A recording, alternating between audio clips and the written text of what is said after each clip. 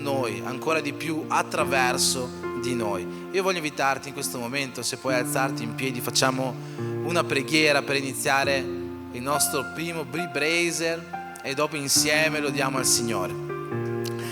Amen. Signore Gesù, ti ringrazio, Signore, per questo tempo in cui noi possiamo essere qua come uomini davanti a te, Signore, guidati da te, guidati dalla tua luce. E io ti chiedo, Signore, che in questa mattina tu possa cominciare qualcosa di nuovo in questa chiesa. Tu possa cominciare un nuovo progetto, Signore. Tu possa cominciare un nuovo piano che preveda l'utilizzo di tutti quanti noi come tuoi sacerdoti su questa terra.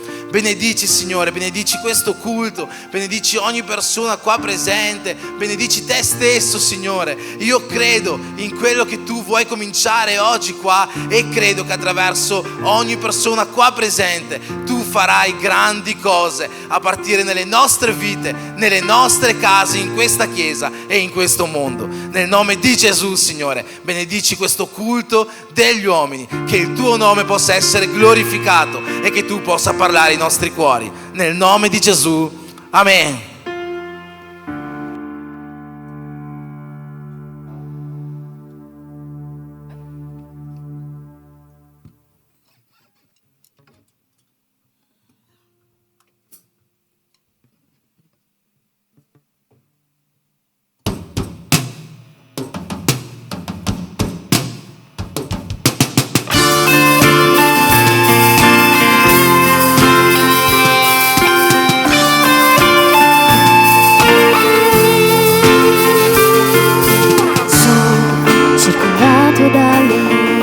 So che presto cadranno, lo so.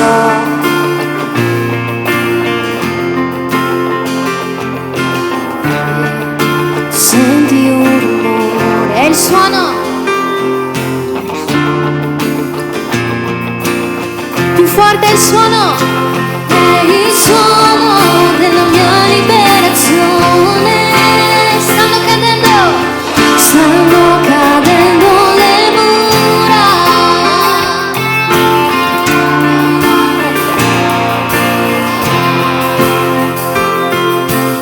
Stanno cadendo le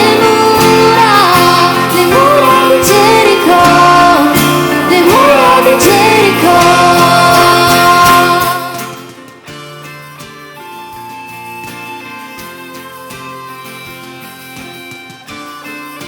Adesso sono meravigliato,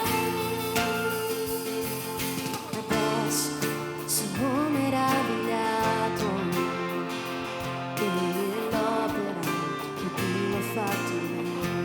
Qui con le mani alzate, qui con le mani alzate, testimone della mia liberazione, testimonio della mia liberazione. Stanno cadendo le mura e una vittoria ci dà.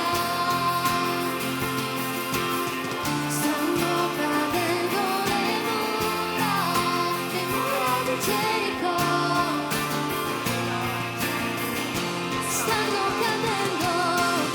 Stanno cadendo le mura e una vittoria ci dà. Stanno cadendo le mura di Gerico, le mura di Gerico.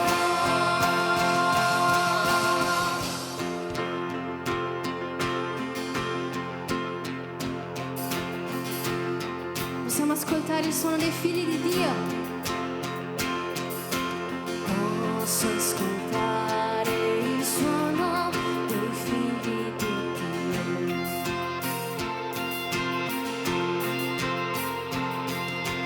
Posso ascoltare il suono dei figli di Dio.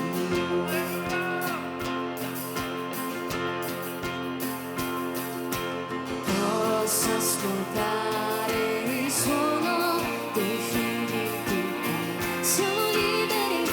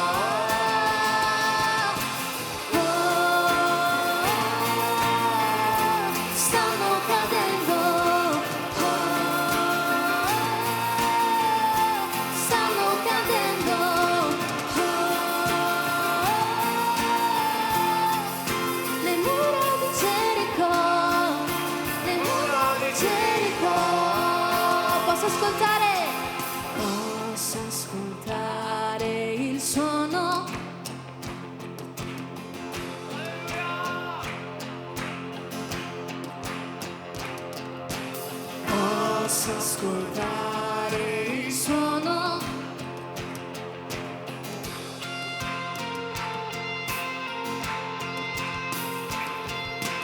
Posso ascoltare il suono.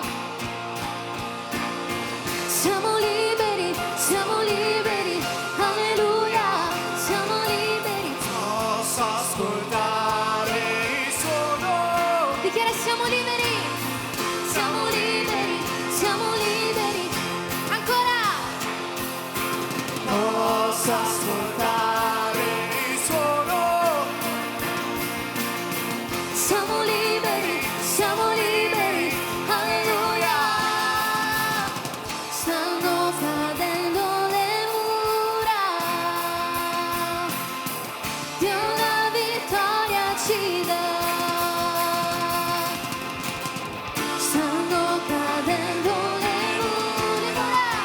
Mura di Gerico. Mura di Gerico. Stanno cadendo le mura.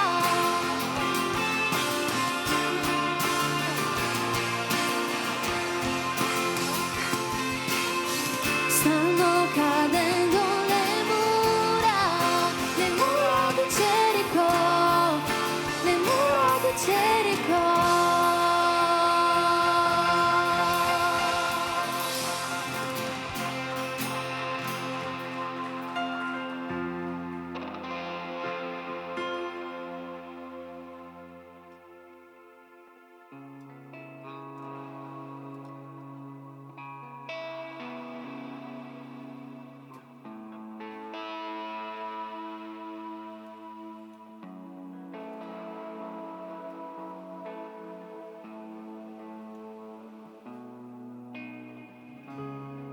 Voglio sapere se ci sono sacerdoti su questa chiesa.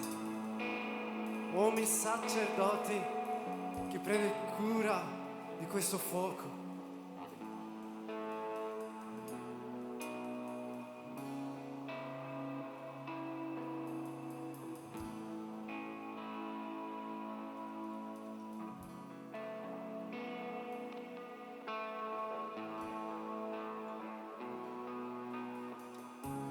Vicino a te io rimarrò, il tuo sguardo mi incontrò. Io sono tuo, vicino a te io rimarrò, il tuo sguardo mi incontrò. Ancora una volta. Vicino a te io rimarrò, il tuo sguardo mi incontrò. Io sono tuo.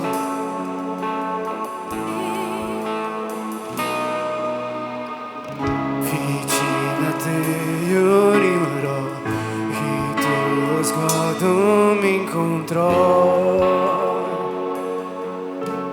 Io sono tu, fuoco nei tuoi occhi, mi ha fatto innamorare, bruciando tutti gli altri amori, bruciando.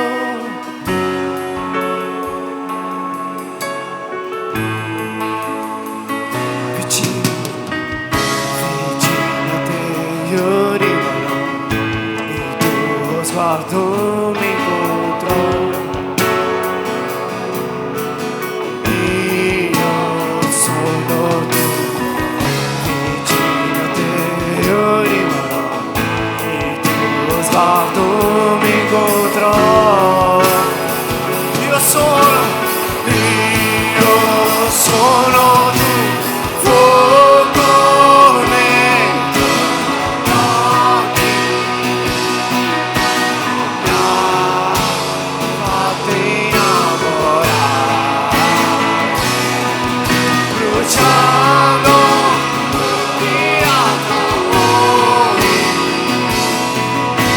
bruciando tutti gli occhi, fuoco negli occhi.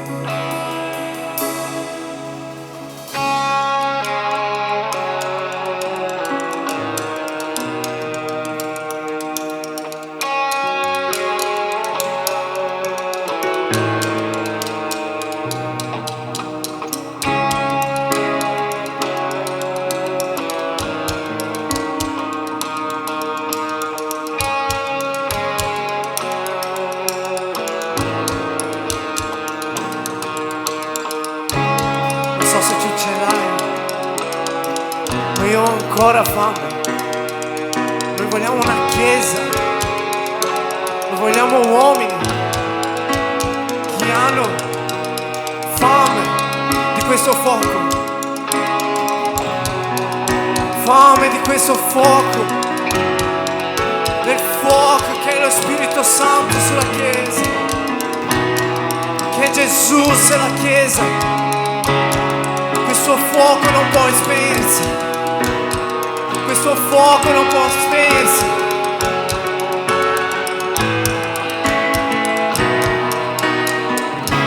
Io ho ancora fame, c'è ancora della legna.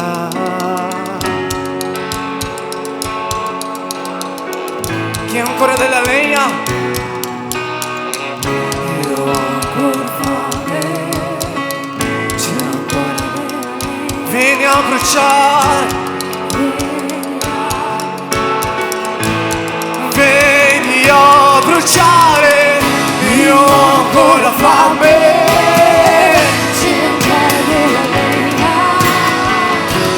Vieni a bruciare, vieni a bruciare, io ho ancora fame.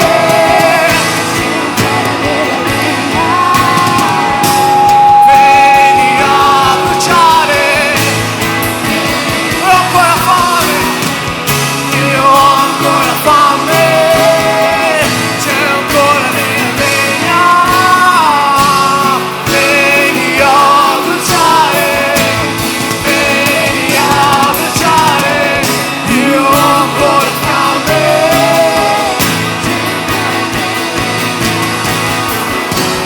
Vieni a bruciare, dichiara che sei sacerdote, perché siamo sacerdoti, la fiamma non può spegnersi, non si spegnerà. Noi che siamo sacerdoti,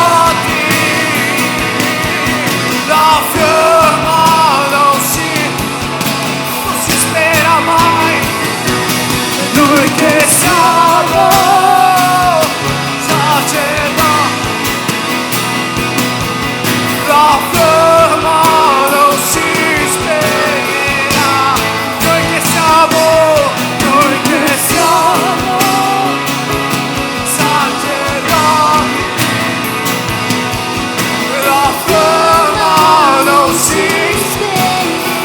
Fuoco nei occhi, fuoco negli occhi.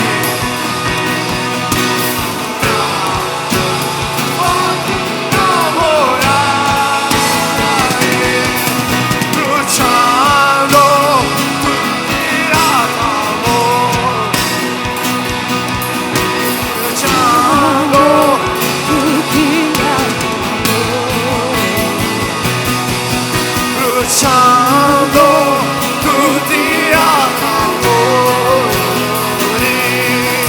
bruciando tutti ad amore, bruciando tutti ad amore, bruciando tutti ad amore.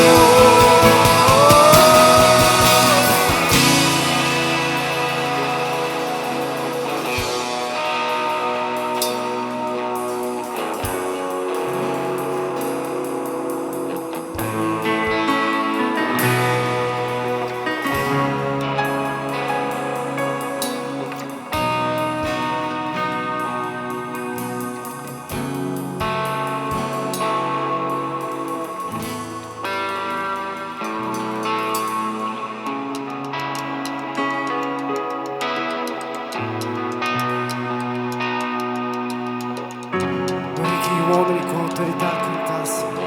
Noi che siamo sacerdoti, siamo sacerdoti,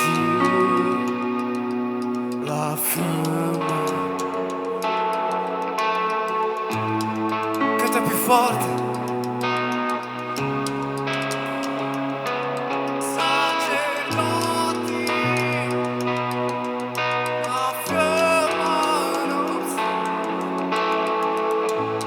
Noi che siamo sacerdoti, la fiamma non si spegne. Tu sei un sacerdote? Noi che siamo sacerdoti,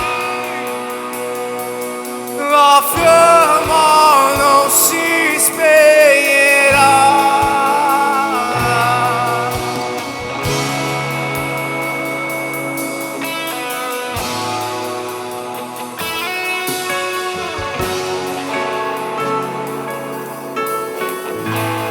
Alza la tua mano così e comincia a dichiarare: io che sono sacerdote, la fiamma non si spegnerà in me. Io che sono sacerdote, la fiamma non si spegnerà in me. Possiamo cantare questo, dichiarare questo al Signore. Tieni la tua mano alzata per benedire Dio e dichiara così: io che sono sacerdote, la fiamma non si spegnerà. Noi che siamo, Io che sono sacerdote, questa chiesa è piena di la sacerdoti. fiamma non si spegnerà. Io che sono sacerdote, sacerdote, la fiamma non si spegnerà. Noi che siamo sacerdoti, la fiamma non si spegnerà.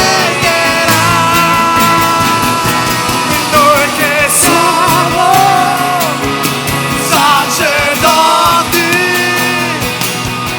la fiamma non si spegnerà. Noi che siamo sacerdoti, la fiamma non si spegnerà.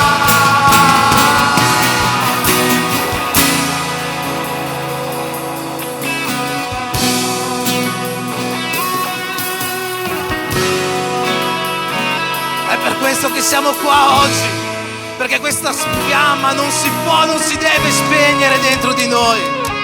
Questa fiamma non si deve spegnere dentro di noi.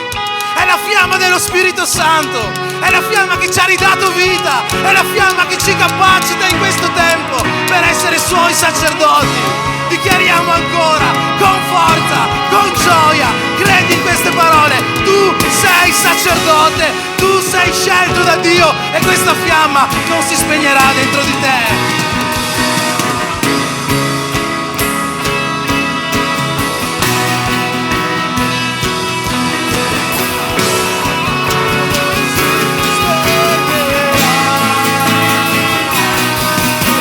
Siamo sacerdoti, la fiamma non si spegnerà. Siamo sacerdoti, la fiamma non si spegnerà. Noi che siamo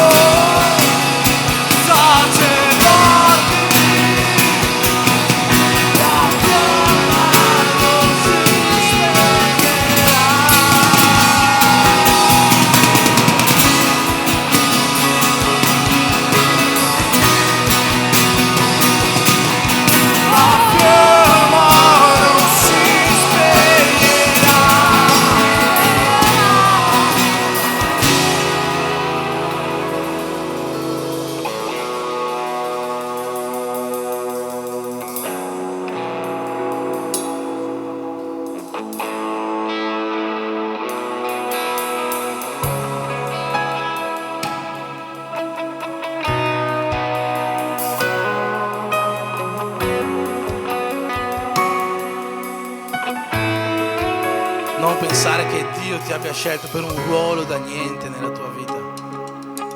Dio ti ha scelto perché ha messo in te qualcosa di speciale, qualcosa di unico, una fiamma che è inestinguibile, un fuoco dentro di te. Non permettere a questa fiamma di spegnersi. Tu sei sacerdote scelto dall'Eterno. Tu sei un uomo scelto da Dio per cambiare questo mondo, per incendiare, per infiammare questa generazione. Amen. Amen. Puoi glorificare Dio. Amen. Noi che siamo sacerdoti, la fiamma dell'Eterno non si spegnerà.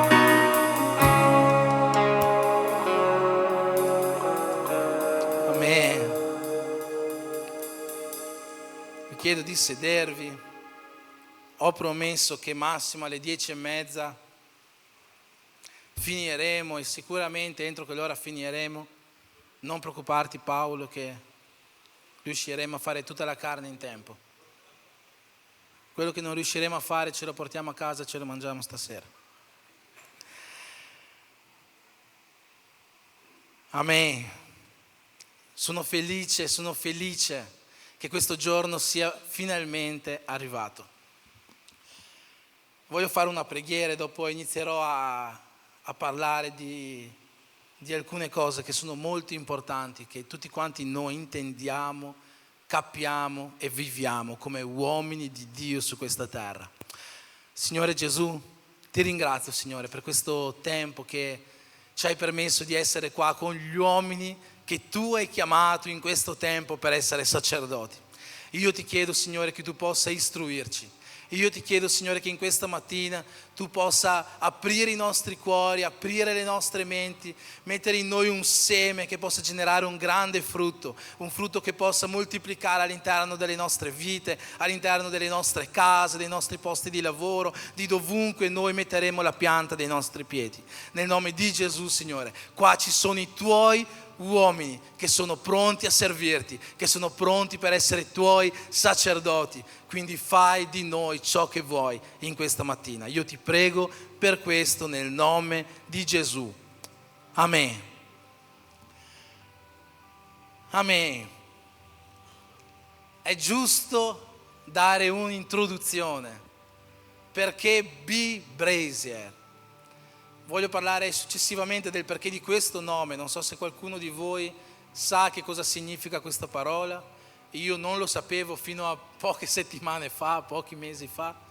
Oggi lo so e voglio condividere anche con voi questa grande conoscenza della lingua inglese per chi ancora non sapesse cosa significa il B-Brazier. Ma più di capire in questo momento il perché di questo nome per il gruppo degli uomini, ciò che è importante capire è il perché, il culto degli uomini. Noi dobbiamo intendere che il culto degli uomini, ti ringrazio Paolo, che onore essere serviti da Paolo.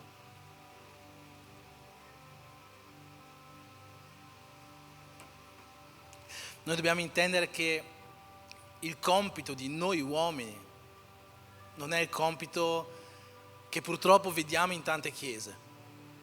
Non so com'è la vostra esperienza nelle chiese fino ad oggi, ma nella mia poca, breve esperienza, visto che io non sono mai uscito praticamente da questa chiesa, da quando mi sono convertito più o meno 14 anni fa, la mia esperienza è che non c'è mai stato un gruppo degli uomini. C'è stato qualcosina, c'è stato un qualche incontro, c'è stato piccole cose, ma io ho passato per la leadership di 3 pastori e in nessuna di questa leadership ho mai visto un culto degli uomini. C'era il culto delle donne, c'era il ministero delle donne, c'era la preghiera delle donne, c'era tutto delle donne, fino ad aver avuto il Be Brave delle donne. Insomma, le donne facevano tutto e gli uomini accompagnavano le donne agli eventi. Questo era l'incarico degli uomini, no? All'interno della chiesa. Ma l'incarico degli uomini non è questo, non è quello di accompagnare le donne agli eventi. La Bibbia è una Bibbia che parla più riferita agli uomini che riferita alle donne, se ci pensiamo. Non sto dicendo che le donne sono escluse dalla parola di Dio, ma spesso Dio parla con l'uomo, non parla con la donna. quante donne protagoniste vediamo all'interno della parola di Dio e quanti uomini protagonisti invece vediamo. Eppure nella mia vita cristiana, e non so se anche nella vostra, ho visto molto spesso più donne protagoniste che uomini protagonisti. E non sto dicendo che questo è un male, ripeto, io amo il ministero delle donne, mia moglie è una pastora che non ce ne sono uguali come lei e senza di lei tutto questo non sarebbe possibile. Sono convinto di questo, ma sono anche convinto che se al tempo di Deborah ci fosse stato un giudice uomo in grado di guidare il paese, Dio avrebbe scelto il giudice uomo, come aveva sempre fatto fino a quel momento. Sono anche convinto che se quando Gesù è morto sulla croce, tutti i suoi apostoli non fossero fuggiti via, forse Dio non avrebbe scelto Maria Maddalena come prima persona a cui manifestarsi. Probabilmente avrebbe scelto un uomo, come aveva sempre fatto fino a quel momento. Quindi noi vediamo molte volte donne in incarichi importanti all'interno della parola di Dio, ma molto spesso queste donne hanno incarichi importanti per il semplice motivo che di uomini pronti non ce n'erano. E forse questo succede ancora oggi proprio per questo motivo, perché oggi gli uomini cristiani sono diventati un po' dei pappamolle, no? Dei mammalucchi, non so come si può capire in brasiliano questa parola. Sono diventati un po' deboli. Non so se siete d'accordo con quello che sto dicendo. Noi vediamo la sala di intercessione, ad esempio, della nostra chiesa, e finito, non so se vi siete mai accorti, quando inizia il culto esce da lì 3, 4, 5, 6, 10 persone che erano in preghiera. E di queste 3, 4, 5, 6, 10 persone, forse uno è un uomo e tutte le altre sono donne. Non sto dicendo che sia sbagliato, non sto dicendo che le donne non debbano pregare, sto dicendo che forse però noi uomini siamo poco posizionati per andare a prendere l'incarico che Dio ci ha assegnato, che è quello di sacerdoti. E sono sempre il primo a dire, a predicare che il ruolo di sacerdoti è sì biblicamente un ruolo riferito agli uomini, ma oggi io credo che questo ruolo sia aperto a tutti. Gli uomini sono sacerdoti, i mariti sono sacerdoti, mariti amate le vostre mogli così come Cristo ha amato la Chiesa, ha dato la sua vita per essa. I mariti, gli uomini sono sacerdoti, ma allo stesso modo anche le donne possono essere sacerdotesse all'interno di una casa soprattutto. Quando le donne sono sacerdotesse all'interno di una casa? Quando il marito ha una mancanza e la donna può sopperire a questa mancanza, può insegnare a migliorare questa mancanza. Le donne sono sacerdotesse, sì, anche i figli sono sacerdoti dei genitori in caso di assenza di un sacerdozio dei genitori. Ma non è questo quello che Dio ci ha chiamato a fare. Dio ha chiamato noi uomini per essere sacerdoti. Dio ha chiamato noi uomini per essere posizionati. Dio ha chiamato noi uomini per avere un ruolo principale nelle nostre case, nella nostra chiesa, dovunque noi siamo. Dio ha chiamato noi e noi possiamo nasconderci finché vogliamo. E finché ci nascondiamo, Dio alzerà altre persone, Dio alzerà donne, Dio alzerà figli. Ma non è per questo che noi siamo chiamati. Ieri l'Andrea ha predicato, se vi ricordate, sul non uscire dal proposito che Dio ha per le nostre vite. Il proposito di noi uomini è un proposito di sacerdozio. Non possiamo fuggire da questo. Sicuramente Dio ha tanti propositi per la nostra vita, sì, ma il proposito di sacerdozio è un proposito che Dio ha per la vita di tutti quanti noi uomini. E noi non possiamo fuggire da questo proposito. Non possiamo far spegnere quella fiamma che abbiamo cantato prima. Noi che siamo sacerdoti, la fiamma non si spegnerà. Per questo motivo c'è importanza di un B-Brazer, c'è importanza di un culto degli uomini, perché noi dobbiamo essere pronti, noi dobbiamo essere fortificati e rafforzati ogni giorno per compiere il proposito che Dio ha per le nostre vite.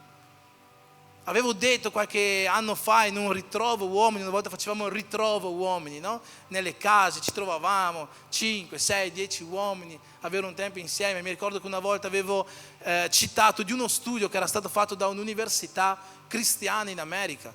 Pensate in questo studio cosa dicevano, che se in una famiglia di non credenti il figlio si converte, il 3% delle famiglie si convertirà al Signore. Non so se avete capito, marito, moglie e figlio. Il figlio si converte, marito e moglie non sono credenti. Se il figlio si converte, il 3% delle famiglie, nel 3% dei casi, anche il resto della famiglia si converte. Gloria a Dio, 3%. Se una moglie si converte in una stessa situazione, il 34% del resto della famiglia si converterà. Quindi la moglie si converte, nel 34% dei casi il figlio e il marito si convertono. Ma quando il marito in una famiglia si converte, nel 96% dei casi il resto della famiglia si arrende al Signore Gesù Cristo. Il 96%. Ora pensate che questo studio che è stato fatto non sia qualcosa di cui Satana sia a conoscenza. No, Satana è a conoscenza più di tutti quanti noi di questi numeri. E per questo motivo lui attacca e seduce le vite di noi uomini, affinché noi non siamo quegli uomini posizionati oggi, affinché noi non siamo quei sacerdoti che Dio vorrebbe che siamo. Perché? Perché se noi veramente fossimo questo, se noi veramente ci impegnassimo in questo, se noi veramente ogni giorno ci impegnassimo, ci dedicassimo affinché questa fiamma non si spenga ma continua a bruciare, a incendiare le generazioni intorno a noi, non rimarrebbe un non credente su questa terra, o forse il 4% dei non credenti. Per questo motivo c'è bisogno di un Big Brazer, c'è bisogno di un culto degli uomini, e in questa mattina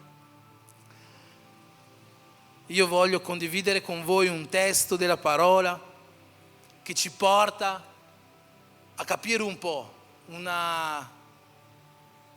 un'attitudine fondamentale che noi uomini dobbiamo avere per essere questi Big Brazer, per essere questi sacerdoti del nostro Signore.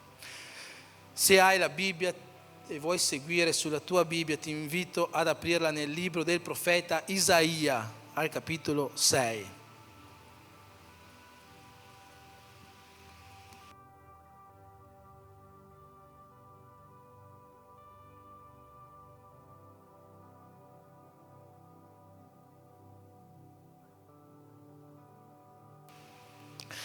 Isaia capitolo 6 dal versetto 1 al versetto 8.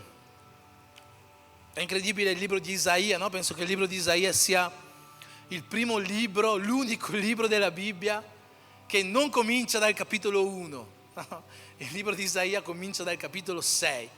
Perché? Perché dal capitolo 1 fino al capitolo 5 Isaia fa delle profezie, ma è solo nel capitolo 6 che noi vediamo in che modo la chiamata di Isaia è cominciata. Quelle profezie che fa prima sono profezie che in realtà ha fatto dopo il capitolo 6. E in questo capitolo 6 noi vediamo l'inizio del ministero di Isaia, la chiamata di questo grande profeta di Dio. Dice così: nell'anno della morte del re Uzia vidi il Signore seduto sopra un trono alto, molto elevato, e i lembi del suo mantello riempivano il tempio. Sopra di lui stavano dei serafini, ognuno dei quali aveva 6 ali. Con 2 si copriva la faccia, con 2 si copriva i piedi e con 2 volava. L'uno gridava all'altro e diceva: Santo, Santo, Santo è il Signore degli eserciti. Tutta la terra è piena della sua gloria. Le porte furono scosse fin dalle loro fondamenta, dalla voce di loro che gridavano, e la casa fu piena di fumo. Allora io dissi: guai a me, sono perduto, perché io sono un uomo dalle labbra impure e abito in mezzo a un popolo dalle labbra impure, e i miei occhi hanno visto il Re, il Signore degli eserciti.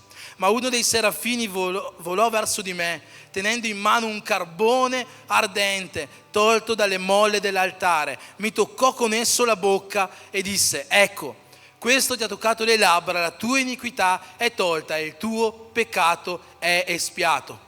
Poi udì la voce del Signore che diceva: chi manderò? Chi andrà per noi? E allora io risposi: eccomi, manda me. Amen. È meravigliosa secondo me la chiamata del profeta Isaia. E io voglio esporre velocemente questi versetti per farci capire qualcosa di fondamentale che è successo spiritualmente nella vita di questo profeta e che io credo debba succedere nella vita di molti uomini per riuscire a raggiungere quel livello di sacerdozio che Dio vuole da tutti quanti noi all'interno delle nostre case, delle nostre vite, di dovunque noi siamo.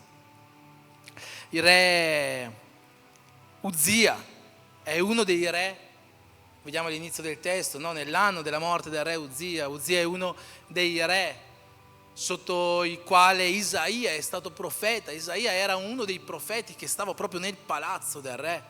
Vediamo che il ministero di Isaia comincia con Uzia, dopo c'è il re Jotam, il re Acazia, il re Ezechia, più famoso il re Ezechia, no? Quello che gli era stato dato un decreto di morte proprio da Isaia. Lui ha pregato e Dio gli ha dato 15 anni in più di vita. È sotto Ezechia che l'esercito assiro ha attaccato le mura di Gerusalemme con 185.000 uomini. Ezechia ha chiesto aiuto a Dio e in una notte Dio ha mandato un angelo che ha sterminato l'esercito degli assiri. Un angelo ha sterminato 185.000 guerrieri. Insomma, dopo c'è stato Manasse, sotto il quale Isaia ha trovato la morte. Isaia è stato sotto il regnato di parecchi re, ma il primo di questi re era Uzia. E chi era questo re Uzia?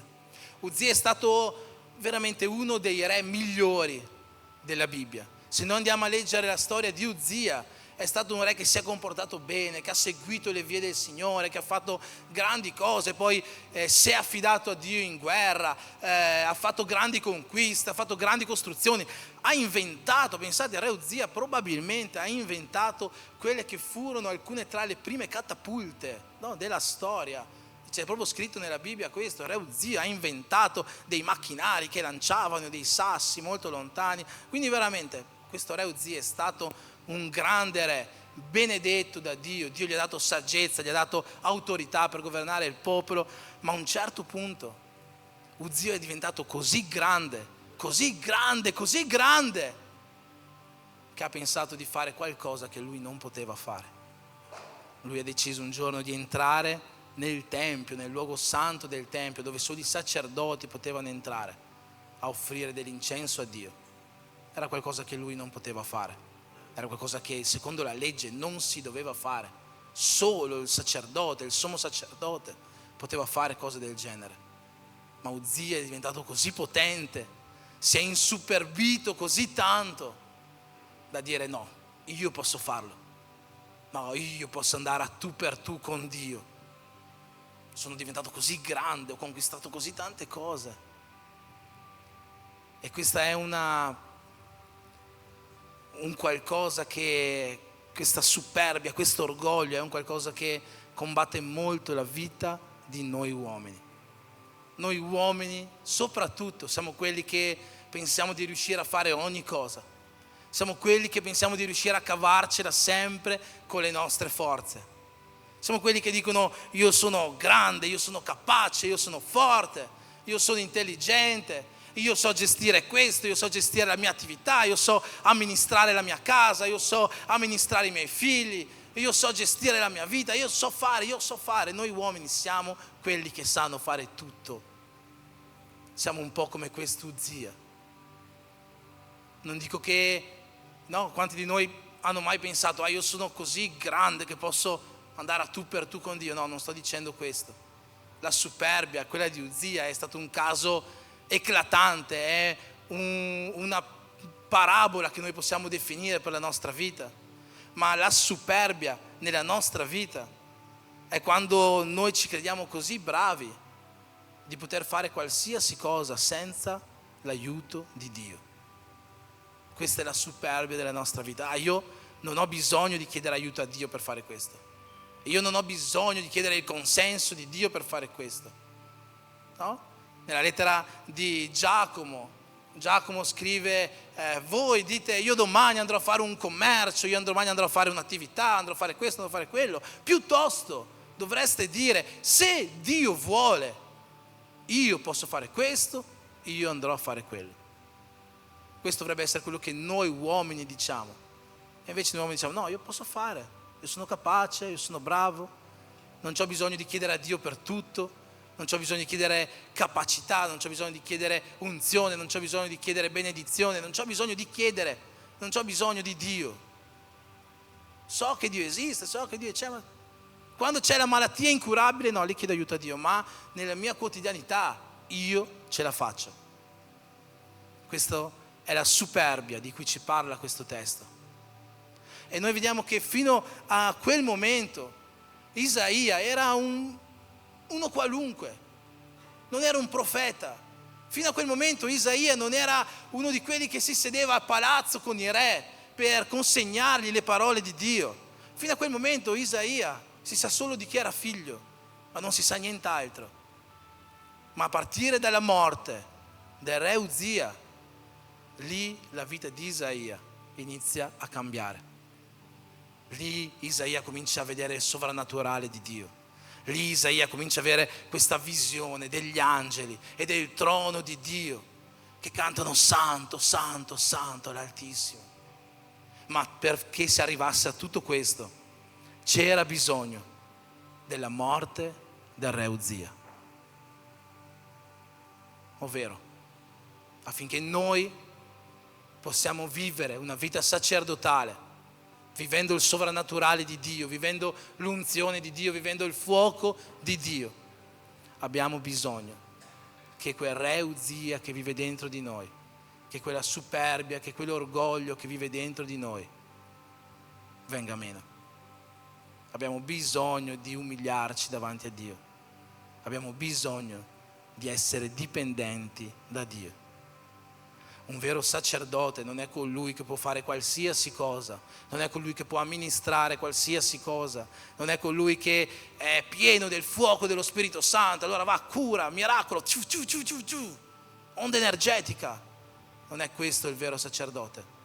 Il vero sacerdote è quello che per primo chiede aiuto a Dio, perché sa che senza di Dio lui non può fare niente. Così come ci disse Gesù in Giovanni al capitolo 15, voi senza di me non potete fare niente. C'è un versetto che mi piace tantissimo nel Salmo 127 che dice così: in vano le guardie, le sentinelle sorvegliano le mura della città se Dio non sta proteggendo la città. Ovvero, se c'è una città tu puoi metterci sopra 10, 100, 1000 guardie, ma se Dio non sta proteggendo quella città crollerà. Non so se vi ricordate la storia di Achan, della città di Ai. No, c'era l'esercito di Israele andato a conquistare Gerico. Era impossibile che Israele conquistasse Gerico, ma Dio era con Israele. Ha abbattuto le mura di Gerico, hanno conquistato la città. Subito dopo di questo dovevano andare a conquistare un'altra città piccolina, facile. È appena conquistato Gerico, è enorme, adesso vai a conquistare una piccolina. Giosuè dice: ma non mandiamo neanche tutto l'esercito. Per questa città qua mandiamo 3-4 persone, ce la facciamo. Cosa si fa? Arrivano lì, l'esercito di questa città combatte e l'esercito di questa città distrugge l'esercito di Israele. Com'era possibile? Perché in quella battaglia la Bibbia dice Dio non era con Israele. Se noi non siamo dipendenti da Dio, se noi non cerchiamo Dio, la nostra vita sacerdotale sarà una vita frivola, sarà una vita minima. Noi possiamo essere bravi, forti, intelligenti, conoscenti, sapere la Bibbia, pregare, digiunare, bla bla bla bla. Ma se noi non siamo dipendenti da Dio nella nostra vita, in ogni cosa della nostra vita, noi non valiamo niente come sacerdoti. Chi dipende dalle sue forze non vale niente come sacerdote. È per questo che nel libro del profeta Zaccaria Dio dice così: non è per forza che voi riuscirete a fare le cose, non è per la vostra potenza che voi riuscirete a fare le cose, non è per la vostra sapienza che voi riuscirete a fare le cose, ma è per lo Spirito Santo che voi potete fare le cose. È solo attraverso di questo. Noi dobbiamo, come sacerdoti, avere questa coscienza di abbassare la superbia che c'è dentro di noi, abbassare l'orgoglio che c'è dentro di noi, l'orgoglio di dire io posso, io sono, io faccio, sono diventato così grande che posso andare a tu per tu con Dio. è abbassare noi stessi e dichiararci dipendenti da Dio, dichiararci dipendenti dallo Spirito Santo. E una volta che noi riusciamo a fare questo, allora noi lì sì che possiamo vedere il sovrannaturale di Dio. Nel versetto 5 Isaia dice così, dopo che ha visto la gloria di Dio, no? Dice: guai a me, perché io abito in un popolo dalle labbra impure e io stesso sono un uomo dalle labbra impure. E i miei occhi hanno visto il Re, hanno visto il Signore degli eserciti. Qua Isaia si sta preoccupando di qualcosa, è qualcosa di cui io voglio concentrarmi oggi per chiudere questo messaggio. A Isaia mancava qualcosa. Isaia dice: guai a me perché sto vedendo Dio, ma io sono una persona dalle labbra impure. Io sono una persona che non è degna di vedere Dio. Io sono una persona che non è neanche pronta di servire Dio. Io sto vedendo Dio, ma guai a me, perché le mie labbra sono impure. Isaia in questo versetto riconosce che a lui manca qualcosa. Riconosce che lui ha un problema nelle sue labbra. E pensate che è interessante quello che succede dopo. L'angelo di Isaia vede un angelo andare al trono di Dio e davanti al trono di Dio c'è questo braciere, c'è questo altare e quest'angelo prende un carbone dall'altare e si avvicina a Isaia, no? E che cosa fa?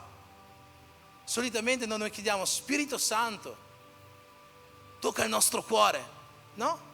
Spirito Santo, apri la nostra mente così da intendere i segreti, le rivelazioni della parola di Dio. Ma noi vediamo che quest'angelo prende il carbone e va e tocca la bocca di Isaia. Perché l'angelo tocca la bocca di Isaia? Per capacitarlo a parlare, perché?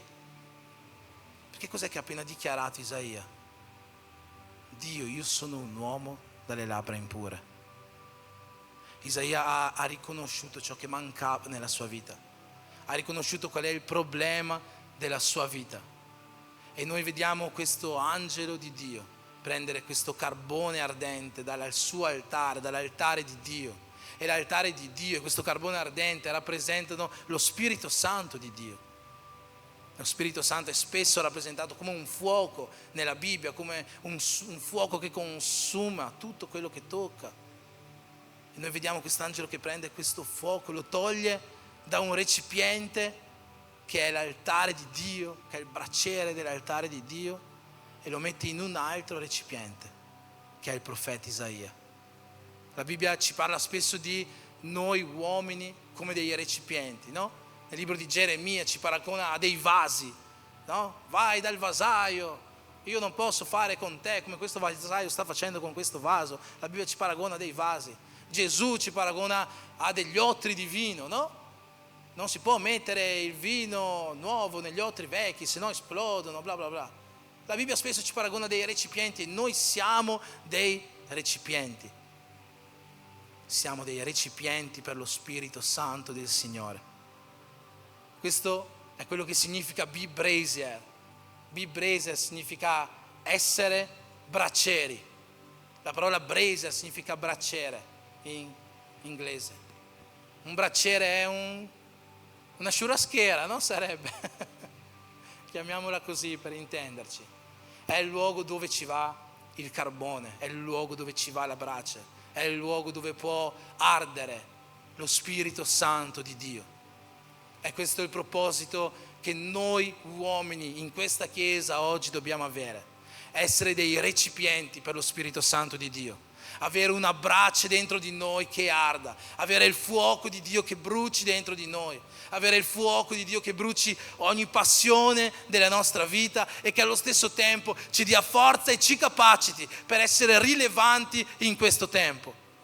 Questo è quello che noi dobbiamo essere come be brazier, come dei braccieri nelle mani di Dio, essere dei contenitori per lo Spirito Santo del Signore.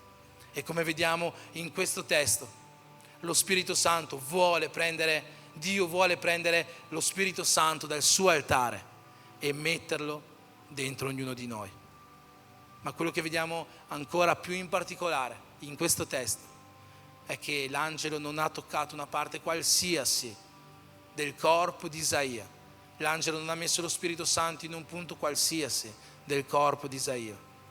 L'angelo ha messo lo Spirito Santo dove Isaia aveva necessità che lo Spirito Santo producesse un effetto nella sua vita. Io voglio concludere il messaggio di oggi in questo modo qua. Io credo che tutti quanti noi che siamo venuti qua oggi, siamo venuti qua perché abbiamo il desiderio di essere sacerdoti nelle nostre vite. Abbiamo desiderio di essere sacerdoti dell'Eterno. Abbiamo il desiderio di essere riempiti dallo Spirito Santo. Abbiamo il desiderio di vivere il sovrannaturale di Dio. E io credo che ognuno di noi abbia il desiderio di vivere di più di Dio nelle nostre vite. Mi sbaglio? Allora, se noi vogliamo vivere di più di Dio, noi dobbiamo fare come il profeta Isaia, identificare che cosa sta mancando oggi nella nostra vita e chiedere allo Spirito Santo che porti cura, chiedere allo Spirito Santo che porti nuove forze dove c'è necessità, chiedere allo Spirito Santo che porti il fuoco che consome all'interno della nostra vita, dovunque c'è bisogno di un fuoco dello Spirito nella nostra vita. Io voglio chiederti di alzarti in piedi e voglio fare con te in questo momento un atto profetico. Ti chiedo di venire qua davanti.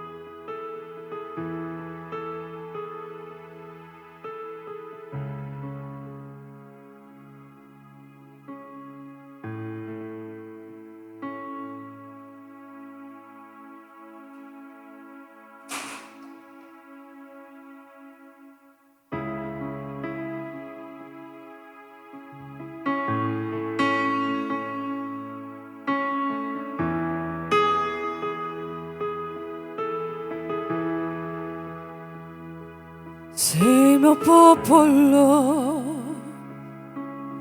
su quale ho invocato il mio nome.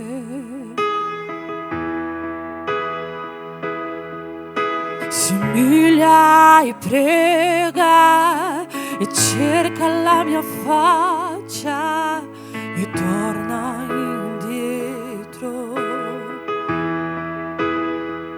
Dalle sue vie malvagie, dalle sue vie malvagie,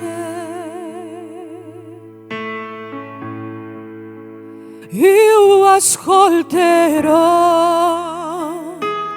dal cielo e perdonerò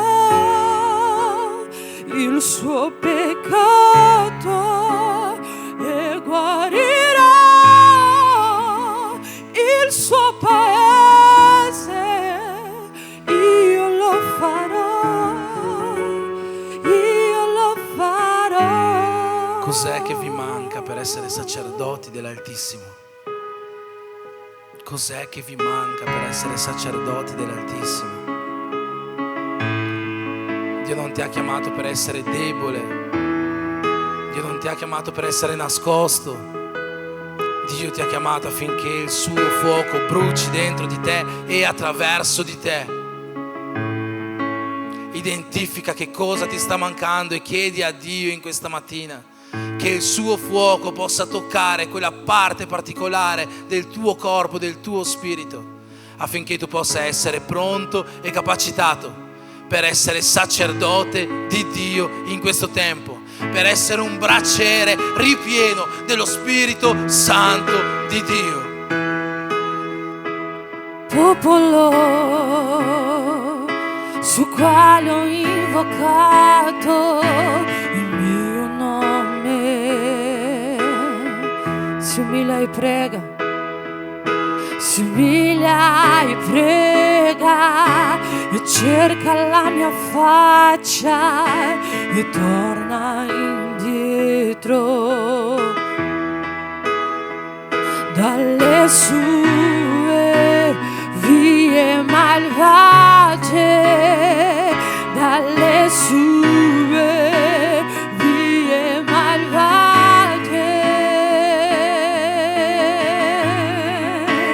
Io ascolterò dal cielo e perdonerò il suo peccato e guarirò il suo paese. Io lo farò, io lo farò, io ascolterò.